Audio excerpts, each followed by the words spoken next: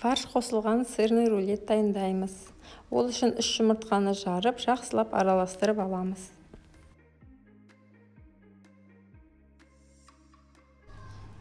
Және де 300 грамм сырды терканың ірі көзінен өткізіп қосыңыздар.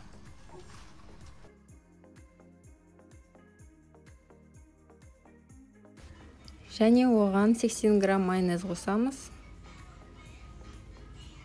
60 грамм манный крупа қосамыз. Және жарты чай қасық куркума қосыңыздар. Куркуманы не үшін қолданамыз десеңіздер, рулетімізге сары әдемі түс беріп тұру үшін қолданамыз. Краситель қолданғанша осы куркуманы табиғи өнім ретінде пайдалансаңыз болады. Барлығын жақсылап араластырып аламыз және пергамент қағазымызға май жағып алып, жаңағы массамызды біркелкі етіп жайып шығамыз. Формамыздың өлшемі 30-40 см болуы қажет. 180 градус қызып тұрған пеште 10-12 минут пісіріп аламыз. Осы уақытта салмамызды дайындай береміз. Ол үшін 260 грамм майсыз фарш қажет.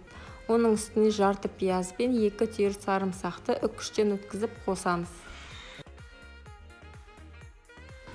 Және татымына қарай кішкене тұз, қара бұрыш және де паприка қосыңыздар.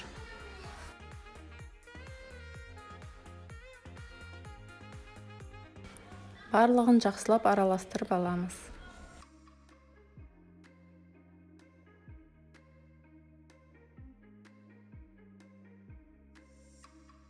Духовкадағы сырымыз пісті, қолға жабыспайды.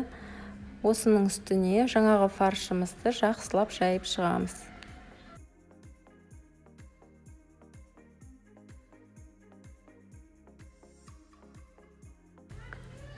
Және видеода көрсетілгендей бір шетінен бастап ақырындап рулетімізді орай бастаймыз. Орағанда арасына ауа қалдырмай нығыздап отырып мұқият ораңыздар. Бізге сапалы фольга қажет болады. Осы фольгаға рулетімізді ақырындап орналастырамыз. Бір ескеретін жай, кез келген тағамды фольганың матовый бөлігіне орналастырыңыздар. Себебі жылтыр бөлігінде алюминийдің құрамы көбірек болады. Рулетіміз күйіп кетпеу үшін 2 қабат фольгаға ораймыз. Және 180 градуста 35 минут пісіріп аламыз. Рулетіміз піскеннен кейін жарты сағаттан кейін фольгасынан шешіп, пищевой пленкаға орап, 3-4 сағатқа немесе бір түнге холодильникке қалдырамыз. Және қалауыңызша сәндеп дастарханға ұсынсаңыз болады. Ас болсын.